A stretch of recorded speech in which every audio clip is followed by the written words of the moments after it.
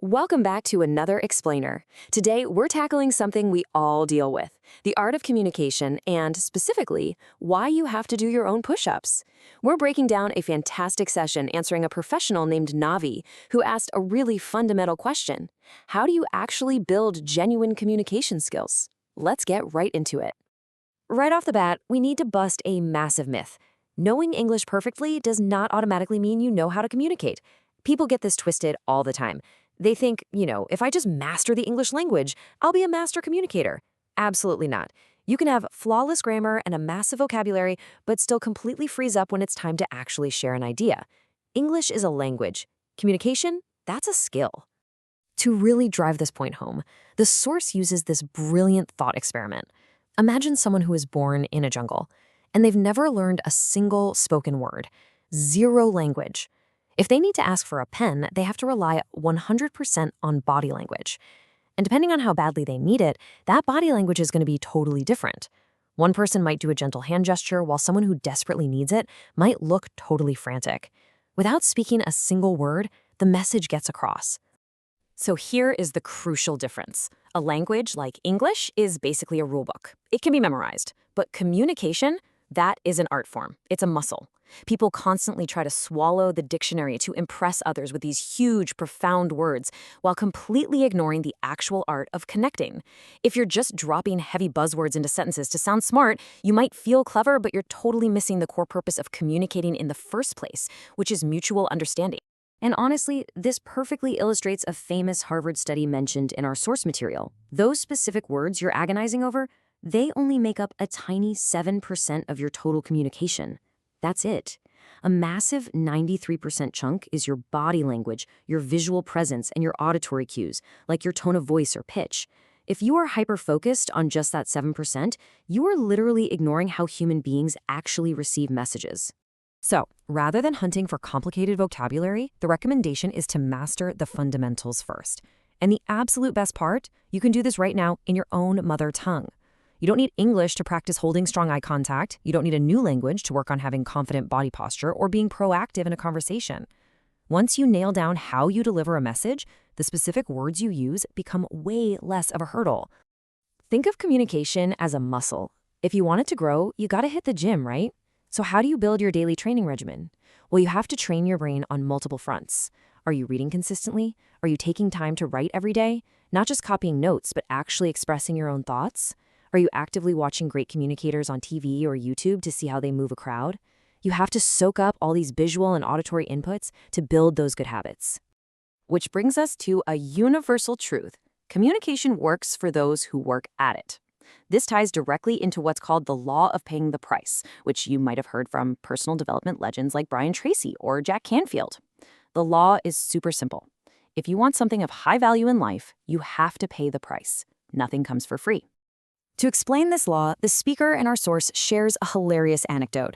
He was at a gym in Mumbai, and this super wealthy, influential VIP walks in to work out. But he didn't just walk in. He brought a whole entourage. 2 massive bodyguards with pistols, one guy whose only job was holding a towel, another guy holding the protein shake, and another carrying his water bottle.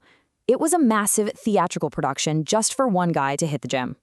But here is the ultimate punchline. Despite all the money, the bodyguards, the influence, and the staff carrying his water, when it was time to actually build the muscle, the VIP still had to get down on the floor and do his own push-ups. There is no shortcut. You literally cannot pay someone else to do your push-ups for you. Privilege can't buy physical exertion. And that leads us straight into the sweat equity method of communication. Just like those push-ups at the Mumbai gym, there are no shortcuts here. There's no secret guide, no magic pill, and no amount of money that can instantly make you a great communicator. It demands your time, your hard work, and your direct effort. You have to willingly throw yourself into uncomfortable situations to flex that muscle, over and over. Let's talk about one of those deeply uncomfortable situations. I mean, we have all been there. You're sitting in a huge auditorium. A guest speaker wraps up and says, "Does anyone have any questions?" And boom, dead silence across the whole room. You feel that immediate rush of panic. You actually have a question, but you're having an intense mental debate. Do I speak up and risk looking dumb, or do I just stay safely hidden in the crowd? The advice here is brilliantly direct. Just be stubborn. Raise your hand anyway. The speaker actually admits that the first time he tried this, his hand shot up and his brain instantly went into complete shutdown mode. He literally forgot his question. But you know what? That is part of the process. Even if you totally freeze, forcing yourself to repeat that action 3, 4, or 5 times is exactly how you build the muscle. Those are your verbal push-ups. Now, someone in the session brought up a really specific variation of the sphere, the authority hurdle. Basically, they were totally fine chatting with peers, but the second they had to talk to a senior manager or someone in high authority, they'd completely freeze up. The source is absolutely adamant about this. You cannot read a book to cure this fear. Direct exposure is the only way out. You have to force yourself to talk to more people in positions of authority. And why is direct exposure the magic fix? Because when you finally start seeking out conversations with influential people, you very quickly realize a super comforting truth. They don't bite. They are just normal human beings exactly like you and me. They listen to words exactly the way you do. The more reps you put in front of them, the more naturally comfortable you're going to feel. Ultimately, it boils down to a simple choice. Are you going to stay in your comfort zone, or are you willing to make yourself uncomfortable? If you stay comfy and do exactly what you've always done, you're only going to get what you've always gotten. And you'll have to sit back and watch someone else, someone who embraced the discomfort, get their voice heard, and move ahead in life. And sure, people in their comfort zone love to falsely call that other person's success good luck. But we know it's not luck. It's the willingness to be uncomfortable. So let's wrap this explainer up with a direct challenge to Navi. And honestly, to everyone listening right now. Commit to the sweat equity today. Make the decision that you are going to change your circumstances. Put in the active effort. Do the reading, do the writing. Be the one to raise your hand. And then look back at your incredible progress in exactly 6 months. Because without effort, nothing is possible. But with it, the entire transformation is in your hands. Let's leave you with this final provocative thought. The source points out that one definition of insanity is doing the exact same thing every single day and then praying to the Lord every night to change your destiny.